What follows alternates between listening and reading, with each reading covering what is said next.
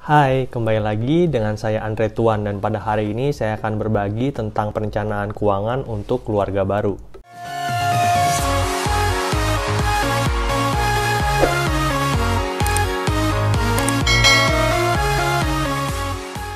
Buat kalian yang baru pertama kali berkunjung ke channel ini, saya akan bahas tentang bagaimana caranya mencari uang dan kemudian mengolahnya dengan baik, karena saya percaya bahwa kedua hal tersebut adalah kunci untuk mencapai masa depan keuangan yang lebih baik. Dan pada hari ini saya akan buatkan video khusus tentang pernikahan saya dan Caca yang rencananya akan dilangsungkan pada tanggal 28 November 2020 ya. Itu hari Sabtu nanti.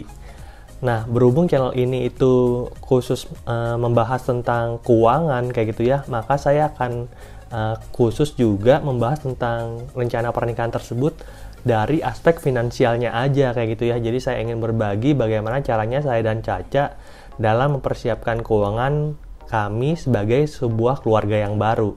Saya merasa perlu untuk berbagi hal ini kayak gitu ya, karena berdasarkan riset yang saya lakukan, 35% penyebab dari keretakan rumah tangga itu adalah masalah finansial kayak gitu ya. Jadi, dan fakta yang lebih menariknya lagi, keretakan rumah tangga karena masalah finansial ini tidak hanya dialami oleh mereka yang bergaji minim teman-teman, tapi juga dialami oleh mereka yang bergaji tinggi kayak gitu ya.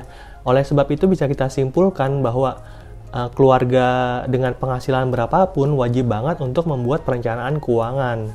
Dan berbeda dengan perencanaan keuangan personal, kita sekarang harus merencanakan keuangan bersama-sama dengan pasangan kayak gitu ya.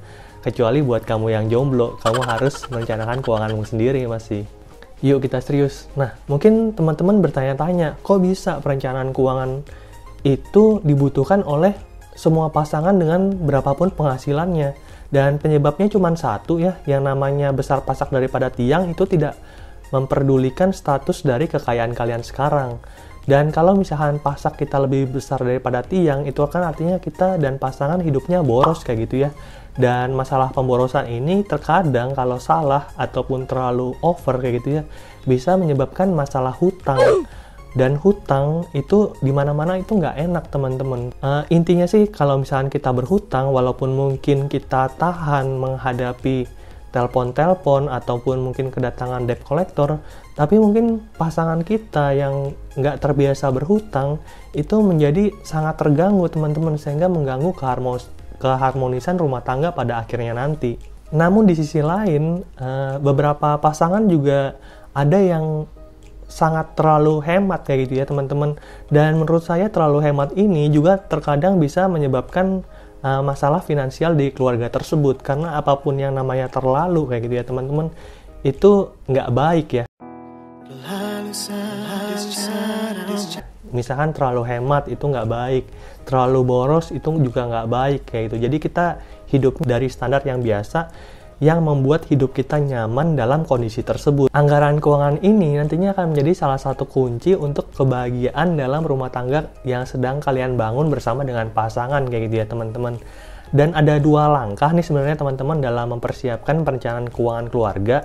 Yang pertama adalah identifikasi penghasilan dan yang kedua adalah identifikasi pengeluaran. Nah, ini kadang-kadang ya teman-teman, kalau misalkan kita sudah mempunyai pasangan, membicarakan tentang masalah uang ini adalah sesuatu yang tabu teman-teman. Malah terkadang membicarakan masalah uang dengan pasangan itu kita anggap lebih tabu daripada membicarakan tentang masalah seks kayak gitu ya teman-teman, dengan pasangan kita.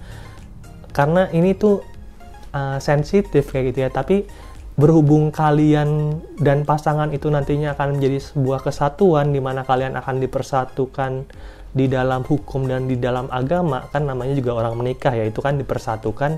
Kalian juga harus membiasakan untuk membicarakan hal ini dengan pasangan kayak gitu ya teman-teman. Kalian harus berhasil mengidentifikasi penghasilan kalian dan penghasilan pasangan kalian, dan oleh karena itu keterbukaan adalah kunci di sini untuk bisa berhasil dalam melakukan identifikasi ini. Dan yang kedua adalah identifikasi pengeluaran. Kita coba bahas satu-satu ya teman-teman, mulai dari identifikasi penghasilan dulu. Nah, di identifikasi penghasilan ini teman-teman, kalian kan harus terbuka bersama dengan pasangan berapa sih gaji kalian setiap bulannya kayak gitu ya. Jadi seluruh pemasukan kalian dan seluruh pemasukan pasangan kalian itu kita catat bersama-sama, dan kalau bisa kalian melakukannya ketika berhadapan langsung dengan dia. Jadi ya itu face to face kayak gitu ya. Jadi supaya kalian bisa saling nyaman dalam membicarakan isu yang sensitif tersebut kayak gitu ya. Nah, saya ada satu tips nih untuk teman-teman yang ingin membicarakan tentang masalah penghasilan. Itu teman-teman bisa mulai membicarakan hal ini ketika teman-teman sedang mempersiapkan pesta pernikahan. Nah, kalau menurut saya saat membicarakan pesta pernikahan tersebut adalah saat yang paling tepat untuk kita mulai terbuka dengan pasangan dalam membicarakan tentang penghasilan kita setiap bulannya. Kita juga bisa mengetahui berapa penghasilan dia setiap bulannya tanpa ada rasa nggak enakan kayak gitu ya. Nah, di sini contohnya nih, misalkan kan kalau misalnya pesta pernikahan itu budget dari setiap keluarga kan berbeda-beda ya, dari setiap pasangan kan berbeda-beda, tergantung pasangan itu ingin semeriah apa. Kita ambil contoh aja, misalkan kita udah dan pasangan menetapkan budgetnya adalah 100 juta kayak gitu ya. Kita bicarakan kayak gitu ya dengan pasangan kita bagaimana caranya mencapai 100 juta tersebut teman-teman. Jadi misalnya nih, kalau misalkan kalian sudah menetapkan goal pertama kalian bersama adalah mengumpulkan uang dalam menyelenggarakan pesta pernikahan tersebut sebesar 100 juta, terus kan kalian akan berdiskusi nih dengan pasangan kalian bagaimana caranya mencapai 100 juta tersebut. Misalnya pesta pernikahannya itu adalah tahun depan kayak gitu ya, dan berdasarkan tabungan kalian selama ini, kalian itu bisa menabung sebesar 2 juta setiap bulannya. Artinya dalam 1 tahun kalian bisa menabung sebesar 24 juta, dan pasangan kalian juga ternyata besar tabungannya setiap bulan sama.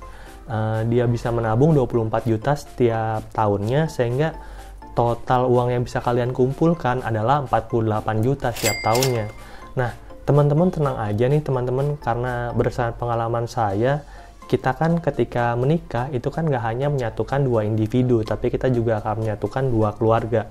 Dan oleh karena itu, seringkali dalam pesta pernikahan itu orang tua ikut ambil andil teman-teman. Jadi untuk mencapai 100 juta itu kalian nggak hanya kerja berdua, tapi akan dibantu juga oleh orang tua. Dalam banyak kasus, orang tua yang menawarkan untuk membantu dalam penyelenggaraan pesta pernikahan tersebut. Sehingga kalau misalnya tadi kita ambil contoh, pesta pernikahan butuhnya 100 juta, kita itu mengumpulkan 24 juta, pasangan 24 juta, itu kan ada kekurangan 52 juta lagi. Nah, 52 jutanya ini nantinya akan dibantu oleh orang tua kayak gitu ya teman-teman. Nah, ketika membicarakan tentang bagaimana caranya mencapai goals ini, teman-teman kan jadi bisa tahu kayak gitu ya bagaimana kondisi keuangan kalian, bagaimana kondisi keuangan dari pasangan. Oke, setelah kalian sudah berhasil nih melakukan identifikasi penghasilan kalian dan pasangan kalian kan sudah tahu nih, oh gaji saya 5 juta, oh gaji pasangan saya juga 5 juta. Jadi kalau kita kombinasikan itu total penghasilan keluarga baru kita nanti akan jadi 10 juta. Nah, selanjutnya setelah kita berhasil melakukan identifikasi penghasilan, kita juga diskusi sama dia bagaimana caranya mengeluarkan uang 10 juta ini teman-teman gitu. Nah, kita perlu kesepakatan kayak gitu ya. Contohnya yang kita perlu sepakati adalah karena begitu kita sudah menikah, kita nggak hanya ngobrolin tentang pengeluaran rutin teman-teman, nggak hanya ngobrolin tentang makanan dan hanya transportasi juga aja kayak gitu ya. Kita juga perlu ngobrolin sama dia di mana nanti kita akan tinggal setelah menikah. Apakah kita sudah siap untuk membeli rumah baru, atau kalau misalkan uangnya itu masih belum cukup, apakah kita akan ngontrak dulu atau mungkin akan ngekos dulu, atau opsi lainnya adalah tinggal dulu bersama dengan mertua sambil kita ngumpulin uang yang cukup untuk membeli rumah baru kita nantinya untuk keluarga baru kayak gitu ya. Nah, jadi kita wajib untuk bicarakan nih tentang pengeluaran rutin.